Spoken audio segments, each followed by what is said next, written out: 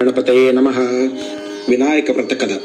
తన భక్తుడైన గజాసురుని కోరిక మేరకు అతడి ఉదరంలో ఉన్న పరమేశ్వరుని శ్రీ మహావిష్ణువు విముక్తి కల్పించడంతో భర్త రాకకు పార్వతి కైలాసంలో ఎదురుచూస్తోంది.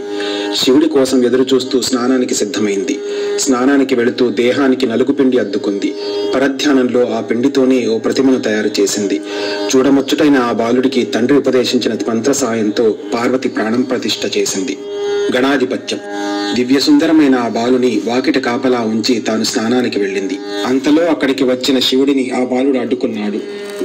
ఆగ్రహావేశాలకు లోనైన రుద్రుడు ఆ బాలుడి శిరస్సును తన త్రిశూలంతో ఖండించాడు. ఆ శబ్దానికి బయటికి వచ్చిన పార్వతీదేవి జరిగిన ఘోరం చూసి కన్నీళ్లు పెట్టుకుంది. దీంతో శివుడు గజముఖుడి శిరస్సును తెప్పించి ఆ బాలుడికి అతికించి ప్రాణం పోసి గజాననుడు అనే నామకరణం చేశాడు. సర్వ విఘ్నాలకు ఒక అధిపతిని నియమించమని దేవతలు, మునులు, మానవులు పరమశివుని కోరుతారు. ఆ విషయంలో గణపతి, కుమారస్వామి ఎవరిని నియమించాలని ఆలోచించిన పరమేశ్వరుడు ముల్లోకాలలోని పవిత్ర నదులన్నింటిలోనూ స్నానం చేసి ఎవరు ముందుగా తన వద్దకు వస్తారో వారికే ఆ ఆధిపత్యం లభిస్తుందని చెబుతాడు. దీంతో కుమారస్వామి తన నెమలి వాహనంపై రువ్వున ఎగిరిపోగా వినాయకుడు మాత్రం తన ఎలుక వాహనంతో ముందుకు కదలలేడు.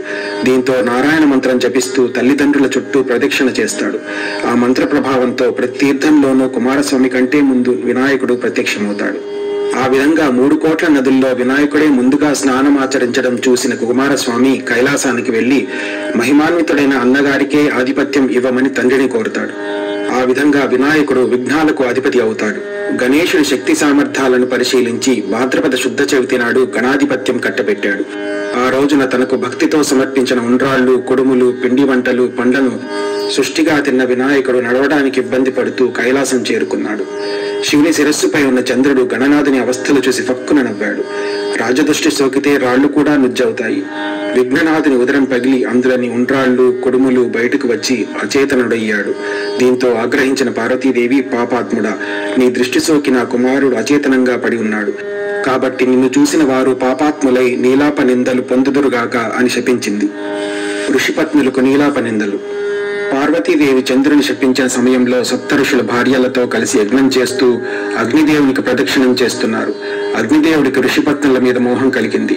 కోరిక తీరక శపిస్తారేమో అనే భయంతో అగ్ని క్షీణింపసాగాడు. భర్త కోరిక తెలుసుకున్న స్వాహాదేవి ఋషుల భార్యల రూపంలో అగ్నిదేవుడిని చేరింది.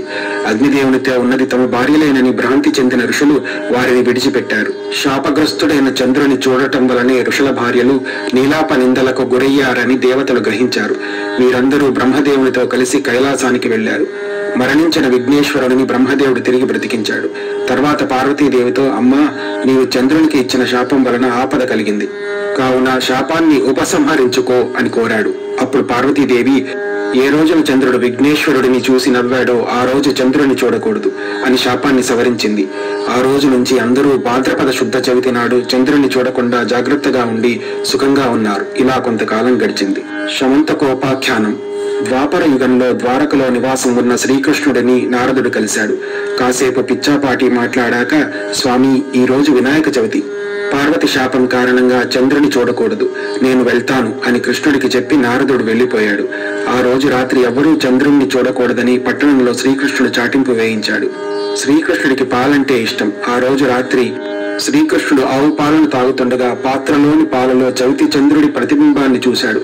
దాంతో తనకెలాంటి అపనింద వస్తుందో అని చింతించాడు. కొన్ని రోజులు గడిచాయి. సత్రాజిత్తు సూర్యుని వరంతో శమంతక మణిని సంపాదించాడు. రోజుకు 10 బారవులు బంగారాన్ని ఇచ్చే ఆ మణిని తీసుకుని ద్వారకకు వెళ్ళాడు. శ్రీకృష్ణుడు సత్రాజిత్తుకు అతిథి మర్యాదలు చేసి ఆ మణిని తనకు ఇవ్వమని కోరాడు. అందుకు సత్రాజిత్తు ఒప్పుకోలేదు. తర్వాత ఒక రోజు సత్రాజిత్తు